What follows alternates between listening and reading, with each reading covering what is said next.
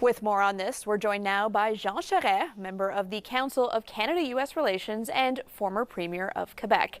Thank you so much for being here today, Mr. Charest. Thank you. So how important was today's move to rescind the tax? Was this caving in, or do you see it more as a bargaining chip? I see it more as a bargaining chip. I think it's a very clear decision, a choice made to maintain the negotiations that have a 21st of July as a deadline. And it's a global negotiation. The Prime Minister has chosen to broaden the negotiations beyond tariffs to include issues of national security, of sovereignty, defense, immigration, border, fentanyl, whatever the President feels strongly about. And I think essentially we need to hold on to this negotiation. It is the best path forward if we're going to get some outcomes, some results, and move beyond the tariffs and be able to move beyond the volatility that is hurting our economy. Well, I mean, just in the past few days, Trump has used the 51st state rhetoric, name calling. How much of that has an impact behind the scenes at the negotiations? Actually, it doesn't have much impact. I mean, you may have noticed that there is really no one, neither in the administration or outside or anywhere else in the world for that matter, who has followed Donald Trump on this rhetoric. So let's not be distracted by that. Let's focus on what our interest is. And in the interest of Canada, it would be good that we have an agreement, a deal, keep the Trump administration and the president at the table, and be able to agree on something that puts the tariffs behind us and gives us some stability. And if we were able to accomplish that, Kelly, we would be at a pretty good place. Well, you mentioned keeping him at the table. You've said before we shouldn't be jumping up and down every time Trump says something.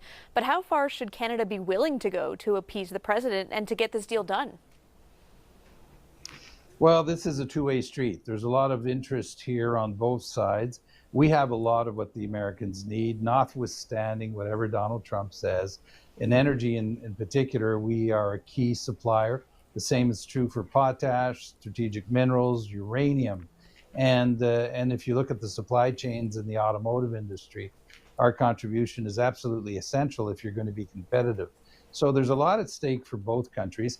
Also, I think what the administration does need to make a few deals to be able to appease the markets and avoid some of the uncertainty that is going to cost American consumers.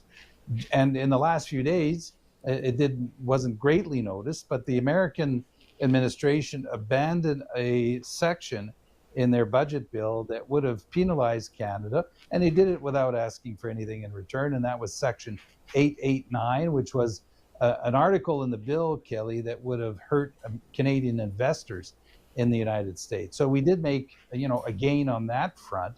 The other question is the question of managing all these negotiations.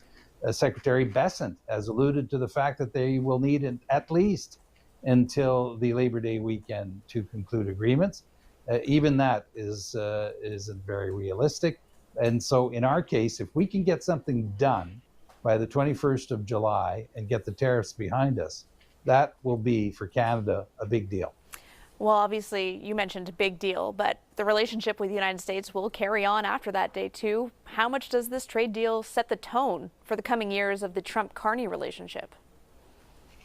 Well, there's two things about the relationship with the United States. One is that whatever happens, tariffs, not tariffs, whatever the scenario is, the Americans will always be our most important trading partner, and we will always, Canada, be among their top three most important trading partners. The other thing, Kelly, is that the Americans have a different view now of the world. This is a wake-up call for Canada. It's an opportunity for us to change our economy, to be able to invest in infrastructure, be more autonomous and diversify into new markets. And that's what Bill C-5 that the Prime Minister just had adopted does. So for Canada, whether it's Mr. Trump or someone else in place, it's pretty safe to assume that we're going to be in a different world than the one we were in before he was elected. All right. Well, we'll have to leave it there. Mr. Charest, thank you so much for joining us today to discuss this. Thank you, Kelly.